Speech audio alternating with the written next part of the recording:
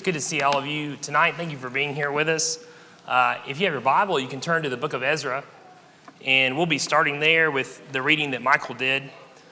The high school class this quarter has been doing Ezra, Nehemiah, and Esther, and Haggai, and I thought it was a good idea right now as they're finishing up into Haggai that I would want to look at all three of these books as one big unit and sort of look at this time period as the return books and be able to sort of piece them all together and know what to do with these three books.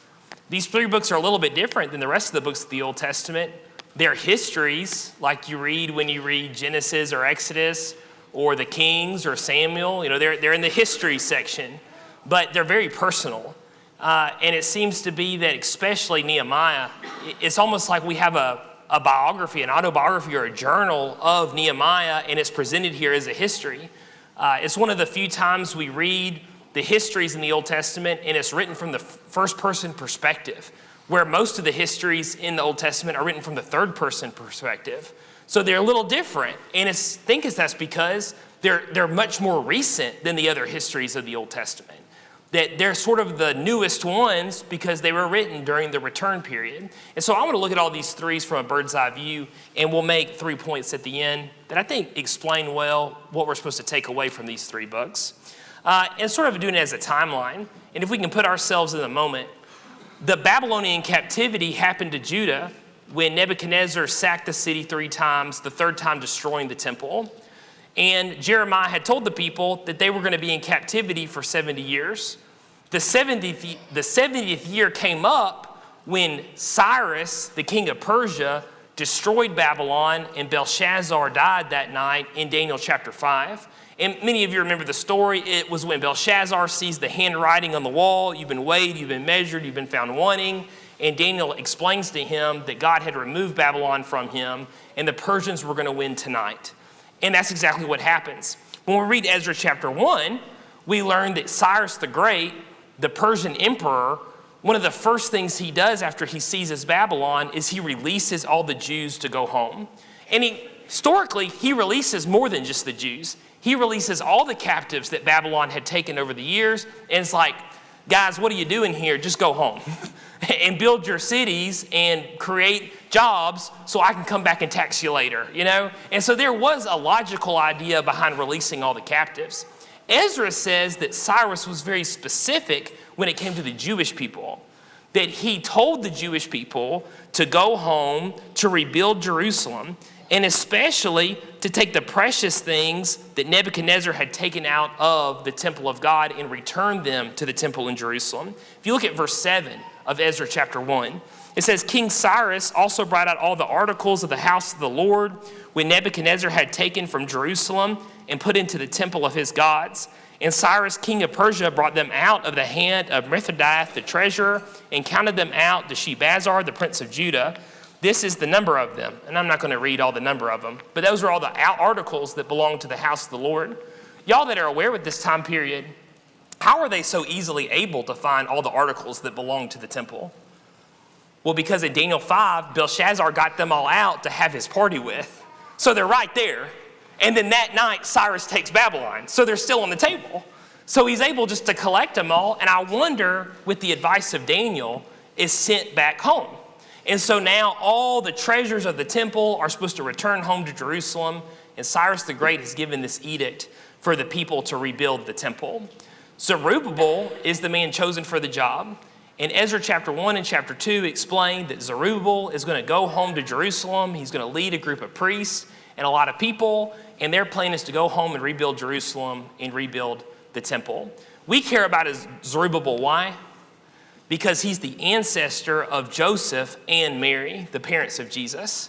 And so this is sort of how Jesus' family goes back to Jerusalem from the captivity. This is all, though, before Ezra was even born. And I remember being a little kid, and this is what tripped me up about this book.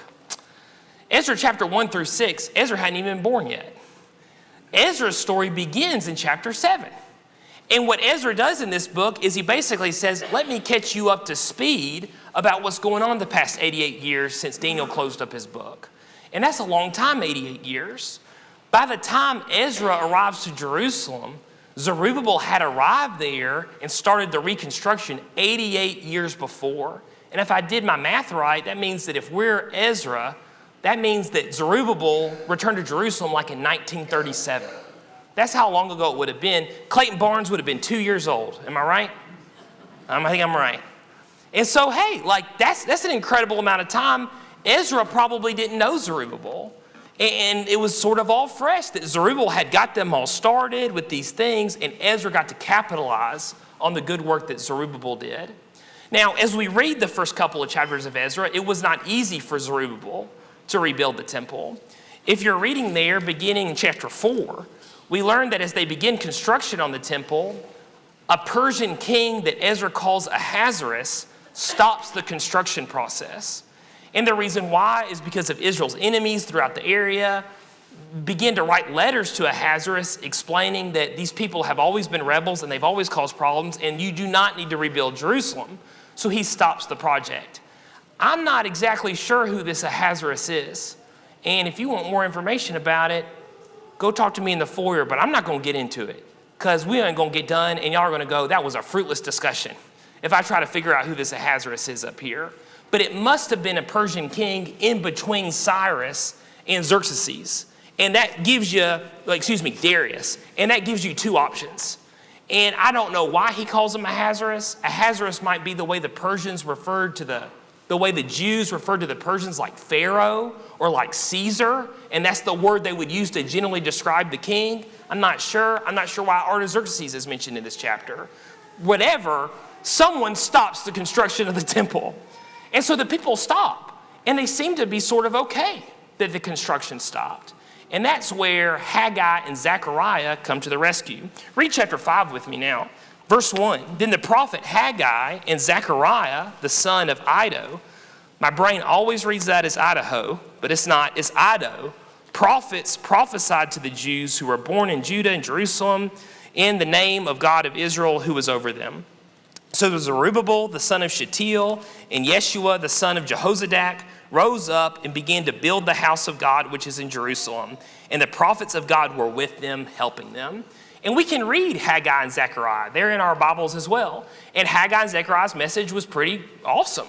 It basically was the idea of, this is all God's done for you, and now you're out building your houses, so why have you neglected God's house at the same time? And God's got plans for Israel. God's got very important plans for Israel. And you and me read Haggai and Zechariah, and we see the church plans being presented in those books. And he says, I need Israel to exist so I can do these plans, and I need y'all to do the job.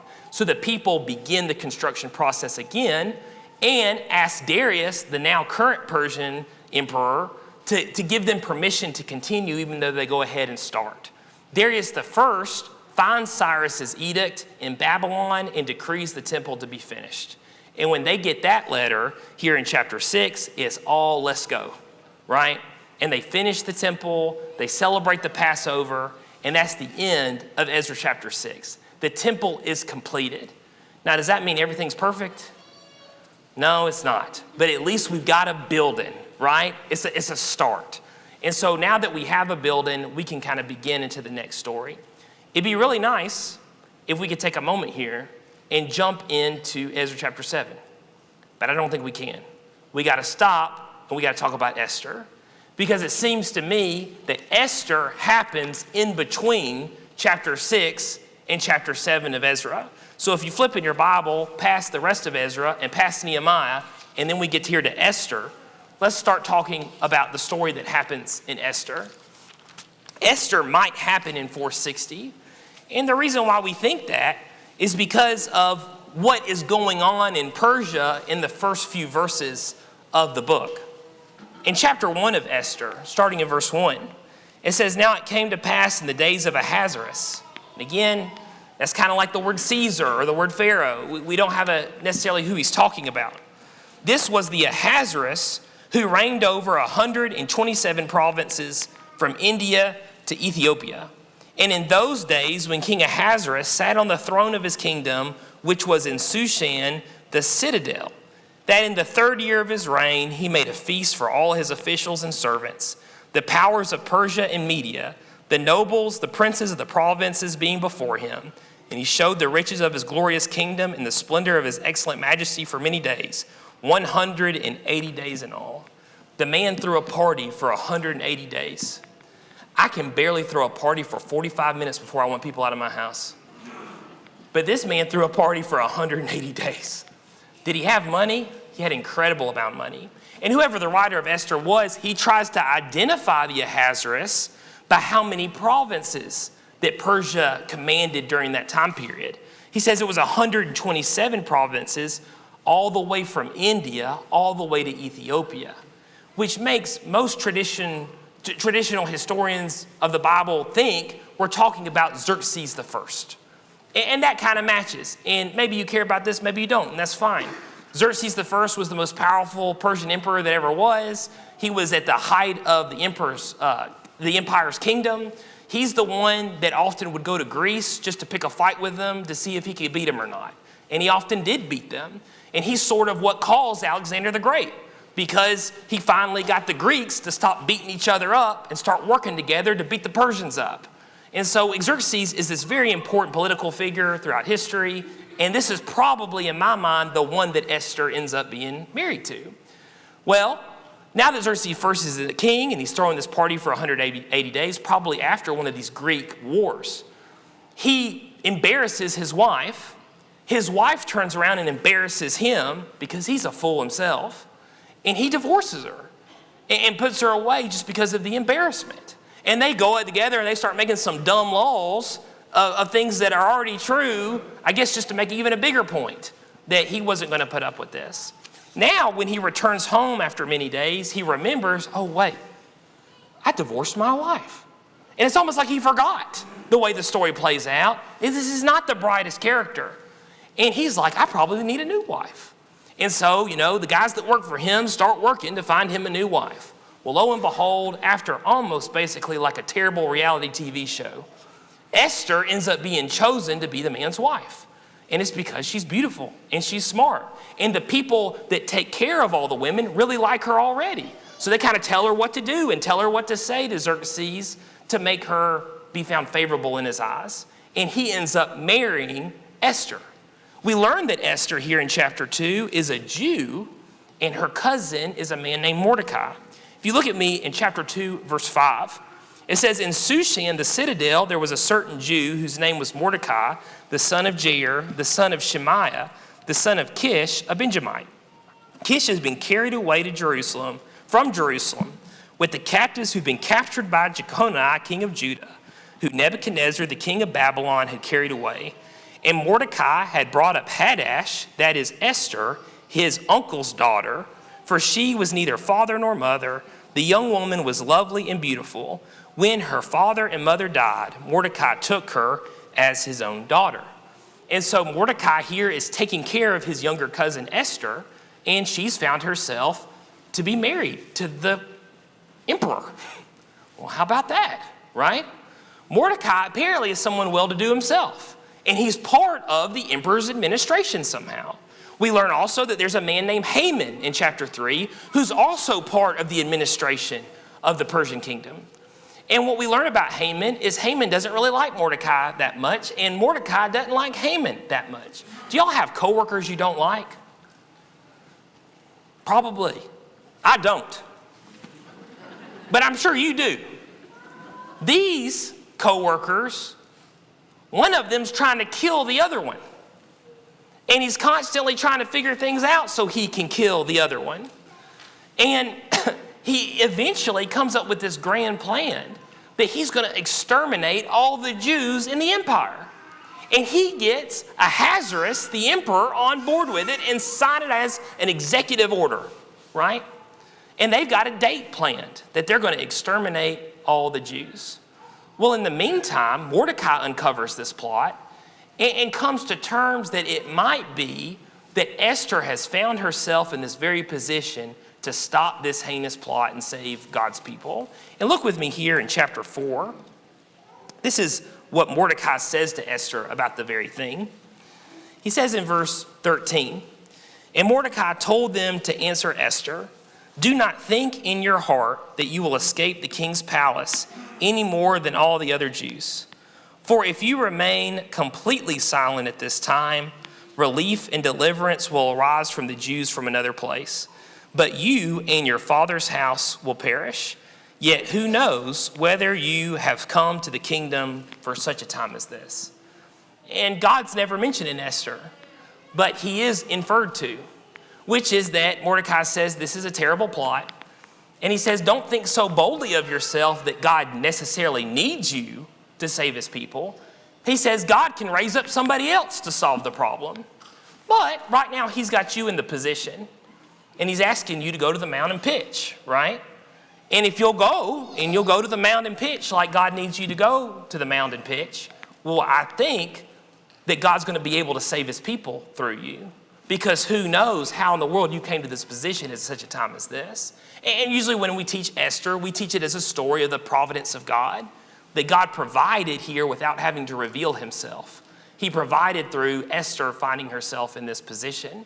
And so Esther takes it on herself to set up a plan to save God's people. She appears before the emperor and kind of invites him to a banquet and sets up a party. In the meantime, the emperor remembers that Mordecai saved him from a coup, and he wants to reward Mordecai. Some funny things happen. He asks Haman, hey, I got somebody that I really want to reward in the administration. What do you think would be a good reward for that person? And Haman, of course, thinks he's talking about him. So Haman starts listing out all the greatest things he could think of, to give to himself as this reward. And by the time he gets done, Ahasuerus looks at Haman and says, all right, that's a great idea. Now go do everything you said for Mordecai, because he's the one I wanted to reward. Well, Haman has to go out and do it. And we get a little story there that he goes home and he's in tears and his wife has to comfort him. And they make the decision to build some big old gallows in their front yard so they can hang Mordecai on there one day. Just utterly absurd things going on. Ultimately, we end up at that banquet that Haman's so excited about. And Esther is able there to reveal that Haman is intending to kill her. And this whole Jewish plot was a plan to get rid of the Jewish people, which would include Esther. Well, Ahasuerus is mortified and very angry, apparently leaves to try to figure out what he needs to think about all this. When he comes back in, Haman's on the ground on top of Esther, begging for his life, and he believes that Haman has attacked her. So like any good husband, he kills him. And now Haman's dead. And Esther's fine. And Mordecai's fine. And it's almost like you wonder how in the world did these sequence of events just fall into place just so perfectly that now the Jews will not be exterminated. And I think that's in court the message of the book, that God can move things around even using wicked men. And I think wicked men, including Ahasuerus, I don't think this necessarily was a great person, to save his people. And he does save his people, right? Ultimately, we get in chapter 9, the Jews are given decrees themselves that they can defend themselves for this plot. They are able to defend themselves. And chapter 9 and 10 end with explaining that this is now the Feast of Purim that even the Jews celebrate today, that this is when God delivered them from a wicked plot from the Persian Empire. Whew. Let me pull one thing out of Esther before we move on back to Ezra. I don't know how much the common person knew what was going on when we read the Esther story. I guess that some of them in the empire, they hear the decree that there's going to be this special day that everyone's allowed to go raid the Jews. And then maybe a couple months later, they get another decree that says that they're allowed to defend themselves. And that's all they know. Then they get the book of Esther. And Esther seems to be an explanation to the everyday Jew. Hey, by the way, let me tell you about what happened this year. This is the reason why you were saved. And a lot of these people didn't even lift a finger to do it. They just found out that Esther and God had rescued them. And it's a really interesting thought to me here that this was a hidden threat. It was a hidden threat that, as far as I know, only really 3 people knew about at the beginning. God knew about it, Mordecai knew about it, and Esther knew about it. But God was able to deal with it, and he only needed 2 people to do it. And he got it done with 2 faithful people, because that's who God is. He doesn't necessarily need your help. If he needs to rescue you, he'd go find his own help. And as Mordecai said to Esther, he doesn't even necessarily need us. He can get somebody else. That's who our God is. Now that we handle Esther, let's go back to Ezra chapter 7. A few years later, Xerxes is gone and Artaxerxes has taken over. And Ezra doesn't give us the name Ahasuerus. He tells us that it's Artaxerxes that's now the emperor. In Ezra chapter 7, Artaxerxes sends Ezra, a priest, to go and restore order in Jerusalem and deliver an incredible amount of silver and gold. And of course, there's a message here of providence, which we'll talk about again in just a moment. I think there's also a logical explanation as why the Persians are trying to do this. If you consider that Persia's in a war with Egypt and has always been hostile with Egypt, it makes sense that they want a fortified kingdom in between them and Egypt. And so by sending people constantly to Jerusalem, to fortify Jerusalem, to boost Jerusalem's economy, because I think that's exactly what all this silver and gold was supposed to do, that they're trying to restore Jerusalem so it can be a safe buffer state between Persia and Egypt. And I think God's using that initiative to get what he wants done. And God is able to get what he wants done. Ezra is sent with all this wealth to come to Jerusalem. And he's very good about counting the money and being very honest about that. And many of chapter 7 and chapter 8 is about that very thing. I want to read here in chapter 7 what Ezra's mind was purposed to do. Here in chapter 7, verse 10, it says, "For Ezra had prepared his heart to seek the law of the Lord and to do it and to teach statutes and ordinances in Israel." I don't think I have to hammer this very hard. I think that's exactly what Jason's sermon was about this morning. And Ezra was a Deuteronomy reading man. We know because of how much he quotes Deuteronomy in his book. But Ezra wanted to seek the law of the Lord, but he also wanted to do it. And then he wanted to teach others. And that was sort of his primary goal. Yeah, he's working for the Persian king, but he really wants God's people to know who God is again. And he knows that's done by teaching God's word. That's how you accomplish that. And certainly for us too, we want our friends and our family and our neighbors to know who God is. Well, how do we accomplish that? We do that by teaching God's word. That's the only way it can be done. And Ezra knew that was the only way it could be done. And that's what he planned to do, to teach it and to live it. And that's how he was going to have an impact on the people in Jerusalem. Ezra says often in this book that the hand of the Lord my God was upon me. And you can see that here at the end of 728 as he's continuing with all this wealth towards Jerusalem. He says, "So I was encouraged as the hand of my Lord my God was upon me, and I gathered the leading men of Israel to go up with me." Throughout the book, he'll continue to say that God gave him support and that God helped them. And the reason why they made it is because the good hand of his Lord was upon him. And it's a phrase he says often. And again, just like Esther, it seems to me that Ezra is relying on the providence of God. Putting these two providence books together, Esther and Ezra, I wonder. And this is Andrew saying, I wonder. So I don't need you 5 years from now to say, well, Andrew, you said it was like this. No, I'm saying, I wonder. I wonder if the reason why the Old Testament has the book of Esther is because Ezra brought it from Persia. Because obviously Esther happens completely in Persia. How in the world did that book get back to Jerusalem? Well, I wonder if Ezra brought it. And Ezra, who we also believe wrote the Chronicles, was very serious about compiling what we know as the Old Testament. And probably one of the reasons why we have the Old Testament is because of the good work Ezra did. And so Ezra, certainly maybe with Esther in his hand, often leads into the providence of God, that he understands the only reason this is working out is because of the providence of God. Ezra is able to sort of get the temple going back again like it was supposed to. And of course, as we always do when we try to do good teaching, we always find out things that are going on that people didn't even know was wrong. And Ezra ends with the Jews admitting that they had been taking pagan spouses. And when you read the law of Moses, Moses was very clear that they were not allowed to take pagan spouses, that God didn't honor those marriages. It's difficult for us to read as Christians because we aren't governed by the law of Moses when it comes to the marriage law of Moses.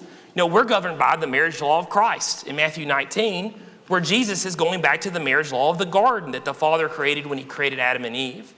And God's law in the garden and God's law through Christ is as long as a male and a female can be joined, then God will join that male and that female. But the law of Moses says you can't marry pagans. You can only marry believing Jews. So it's a little different of a situation there when we read that story. But certainly they're under the law of Moses, and they were expected to keep the law of Moses. Several years later, in 445, Nehemiah joins Ezra in Jerusalem. In chapter 1, we learn that Nehemiah is the king's cupbearer. One particular day, he meets another Jew that tells him that Jerusalem is still in very bad shape, especially in terms of the walls around Jerusalem. Jerusalem is sort of ripe for the picking from raiders attacking the city. And this makes Nehemiah very sad. Artaxerxes notices that Nehemiah is very sad. And so the king asks Nehemiah, what's wrong? If you look here in chapter 2, starting in verse 2, he says, this is Artaxerxes talking. Why is your face sad since you are not sick? This is nothing but sorrow of heart. So I began dreadfully afraid and said to the king, may the king live forever. Why should my face not be sad when the city, the place of my father's tombs, lies waste and its gates are burned with fire? Then the king said to me, what do you request? So I prayed to the God of heaven, and I said to the king, if it pleases the king, and if your servant has found favor in your sight, I ask that you send me to Judah in the city of my father's tomb so I may rebuild it. Then the king and the queen, by the way, give him permission to go to Jerusalem to do that very thing. And notice here that Nehemiah, he's asked, like, what do you want? And what does it say Nehemiah does? Does he just blurt out what he wants? No, it actually says that he took a moment and he prayed to the Lord God of heaven. And I don't think he got on his knees and put his hands together. I think he just prayed to God in his mind. And he said, you know, Lord, I need help in this moment to accomplish what I think you want me to accomplish. And God did help him to accomplish what he needed to accomplish. If we'll just take a pause right here. Is it okay for us to just pray in our heads sometimes? I know it's sort of a weird concept. I don't know if we necessarily think about it. You know, how does Andrew pray? Well, I can pray out loud to myself. I can pray for my brethren, and I can lead my brethren in prayer. You know, I can lead my family in prayer, or I can pray in my head. And obviously, I have an inner dialogue that talks in my head all the time, but there must be a way that sometimes in my mind I'm just thinking, and there's other times in my mind when I've decided, no, God, I need you to hear my thoughts so I can talk to you. And what we read last week about God hears the intentions of the thoughts in the mind that David said to Samuel before he died. I'm very confident that the Lord can hear our prayers in our mind because so many people in the Bible prayed in their mind. And God was able to respond to those prayers, especially here in very positive ways. And so now Nehemiah is sent to be the governor of Jerusalem and joins Ezra in Jerusalem to rebuild the walls. As he's rebuilding the walls, many of us are familiar with what happens in 3 and 4, that they're so fearful of being attacked by other neighboring tribes that they have to do these shift duties where some of them are on guard duty while the other ones are working. They even gives the expression that it was almost as if, in verse 21, that they held spears in one hand and they held their tools in their other hand because they thought they were going to have to fight and work at the same time. But the people had a mind to work, and they worked. Well, as they were finishing the wall, Nehemiah begins to face his own constant coups and social issues as well. In chapter 5, the people come and complain to Nehemiah about how they basically have no money. The issue, almost like the issue in every place, the wealthy people have come in and they bought up all the land. And now that they bought up all the land, they're lending the land back out or lending it for money to these people that can't even afford the interest rates. And because they can't afford the interest rates, they're just in a constant cycle of debt. And Nehemiah corrects the issue. If you're looking here in chapter 5, verse 4, those were those who also said, we have borrowed money from the king's tax on our lands and vineyards, yet now our flesh is the flesh of the brethren, and our children as the children. And indeed, we are forcing our sons and daughters to be slaves, and some of our daughters have been bought into slavery. It is not in our power to redeem them, for other men have our lands and our vineyards. Earlier in the chapter, they complained about their mortgages. That's what the word the New King James says. And Nehemiah quickly corrects this. The law of Moses refused for any Jew to be sold into debt slavery to a Gentile. And if you heard that your Jewish brother or sister had been sold into debt slavery to a Gentile, you were supposed to go and redeem them immediately, because Jews were not supposed to be slave to Gentiles ever. Well, that's exactly what these people have had to do, because the Jews are charging them such terrible rates on their interest that they don't have any other option. Well, if you continue to read chapter 5, Nehemiah gets mad. And I tell you what, when you read this book, Nehemiah is mad often. And he makes all the wealthy landowners of the city get in front of everybody and take a vow that they will stop charging the rent being so terrible. And they do. They take the oath. And I think it's because they're terrified of Nehemiah. And things begin to start to restore to a better balance, what God intended. There's a coup in chapter 6, but God quickly handles that issue. Because of all these terrible things that have been happening, we learn here that Nehemiah prays a lot. If you remember, we just talked about how Nehemiah prayed in his mind, but also finding over this murder plot. Look here in verse 9. Nehemiah says of chapter 6:9, "For they were all trying to make us afraid, saying their hands will be weakened in the work, and it will not be done. Now therefore, O God, strengthen my hands." Nehemiah, like I said at the beginning, it's almost like we have his journal. He gives these little 5-word prayers. God, help me. God, strengthen my hands. At the end of chapter 5, God, remember me for the good that I've done to my people. Is that an acceptable prayer? Absolutely it is. And as Christians, we have the privilege to talk to God anytime we want to, anywhere we want to, about anything we need to. And we can give these little 5-word prayers, and that's acceptable for God. Because obviously he hears us not because of our many words, but he hears us because of our godly fear. And Nehemiah had that godly fear, and certainly Nehemiah is another example of God's providence taking care of his people. Ultimately, Nehemiah joins up with Ezra and continues to aid in the teaching of the law. And we probably remember the most famous scene of the book, that in chapter 8, Ezra comes at a podium and Nehemiah kind of plans it all out, and Ezra begins reading the law to the people. And of course, what do we remember the most about chapter 8? They begin reading the law, and what do the people do? The people stand up. And Ezra is so, floored by the event that it said that he praises the great God, that this very thing happened. These people had a mind not just to work, but a mind to learn. And they were eager to hear the word of the law. It's sort of as a take home. And I know a lot of this was just sort of like history, but let's break it down into 3 things that we can take home in terms of an application. One thing we learn from Esther is God protects his people from invisible plots, especially those outside their control. And like I said, when we studied Esther, I don't know if necessarily the average person knew what was going on. They were just finding out, okay, we're in trouble, and then they're finding out later, we're okay. But it's not maybe till later that they're like, oh, by the way, yeah, like Esther is married to the emperor of Persia, and she's the one that sort of worked this all out for us. Does God still do that for us today? I don't know why not.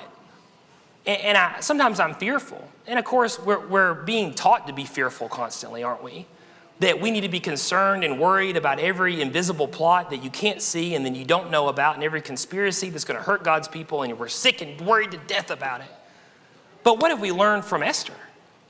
If there really is a plot to destroy all of God's people, will God not just raise up an Esther and handle it before we even know about it? I think he will, and I think he has. And honestly, I think he has even in recent times, and we don't know about it because we don't need to know about it, right? And we may never know about it because the information has to get to you, because if y'all didn't learn yet, we're kind of the common people. They don't really let us in about what's going on. So God can still do that today, and that gives me great hope and assurances that God still protects his people. I think I learned from Ezra that having a building is great. But what really matters is if you're practicing the book. Ezra doesn't come to rebuild the temple. The temple's already sitting there. Ezra comes to rebuild the reverence for the law of Moses. And that's how he does that, by the teaching. And of course, a church principle is very easy. Is it good for a church to have a building? You bet it is. It's great for a church to have a building. We get a lot of helpful things done in the church building, right? But I know I do this with my kids. I'm sure y'all do it with your kids too. They say, Daddy, we going to church? And it might be a Monday or something. I need to pick up something here. What do I tell them? No, child, we're going to the church building, right? Because the church ain't here right now.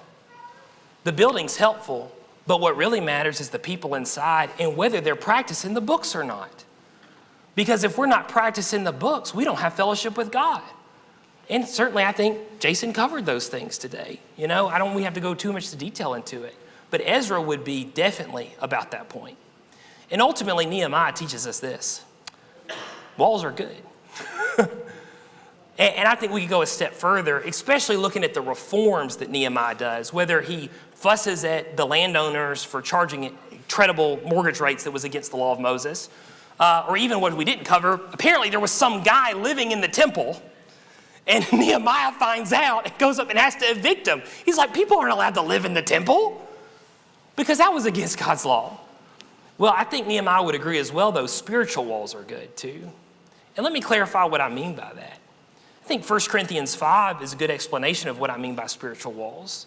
That there were certain people within the church at Corinth that these people needed to withdraw from because they were living in sin and they didn't care that they were living in sin or not. And there was no desire to change.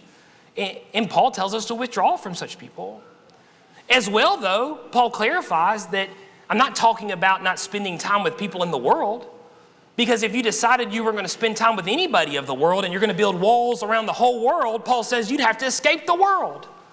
And if we escaped the world, we wouldn't be busy trying to seek and save the lost or help Jesus help seek and save the lost. So we can't build walls around the whole world. And that's not what I'm trying to say. But I can build some walls that would protect me from spiritual problems. Do y'all control the people that come in your house? Or do you just let anybody come in your house? I don't let just necessarily anybody come in my house. Now, I like to believe that I'm hospitable and I'm welcome and I want to help people. But if there's somebody that I think is dangerous, I'm not going to let them come in my house. I might talk to them in the front yard, right? Do y'all let anything that's on TV come into your house? Or do you have some spiritual walls there? Do y'all let whatever your kids find on the internet, on their tablets, or whatever it may be on their phones, do you let all those things just come into the house? Or have you put some spiritual walls there? Well, I think hopefully we've put some spiritual walls there because we don't necessarily need all those things coming to our house. We don't need the problems where I have to stay up every night with a spear in one hand and the tools in the other hand. No, I want to go to bed at night, right? And some spiritual walls can help with that. But I also consider this when I read Nehemiah. Spiritual protection often can come from just being around spiritual people. And that's why the walls were built. Is because spiritual people had a mind to work. And that's why Nehemiah was able to be successful, is because he was surrounded by people like Ezra and other people that had come with Ezra that desired to do spiritual things. How do I protect my family? Well, I protect them by controlling what's on the TV. I protect them by not letting them have their tablets. I protect them by knowing what's going through the internet. But I also protect them by making sure my family spend time with this family. Because at least in my heart of hearts, I believe that my family's safer when I'm among other spiritual people. And those are the type of people that I need to come and learn the law of God with me. The type of people that I need to stand up when we read the law of God. And please don't stand up when we start reading. No. You know what I'm talking about. I need people to be reverent about the law of God, right? And when I can have a family that sees other families that are reverent concerning the law of God, what does that do for my family? That helps my family. And the Proverbs writer says, in a multitude of counselors, there is safety. And I think that's exactly the spiritual people that help build those spiritual walls. Thank you for your close attention. If there's anyone here tonight that needs to obey the gospel, certainly we can do that tonight as well. But I'd also encourage you, if there's anyone here that needs the prayers of the congregation, that's sort of what we ended with, right? Is that spiritual people need other spiritual people. And we want to assist you with that because we do believe that God hears our prayers. If there's any way we can spiritually assist, why don't you come forward as we stand and sing?